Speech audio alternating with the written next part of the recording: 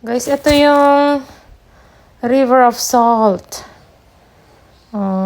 May mga tipi dito. Diyan sila nakatira yung mga caretaker.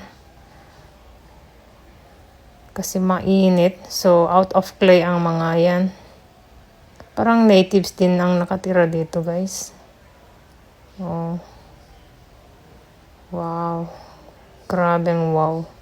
At ito yung river, guys, ng maalat pa sa maalat. Mas maalat pa yan sa pawis ko, guys. Oh. Ayan, oh. May tulay. Para tas may isa pang tulay dyan sa kabila. So, yun yung river. Ito yung river. Ooh. Betchin na lang ang kulang dyan, guys. Para may lasa na. Yung sabaw. Sabaw na maalat. At ito yung sako-sakong asin. Libre na yung asin dyan, guys.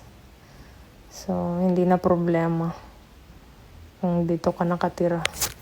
Pero pinaprocess pala nila yan para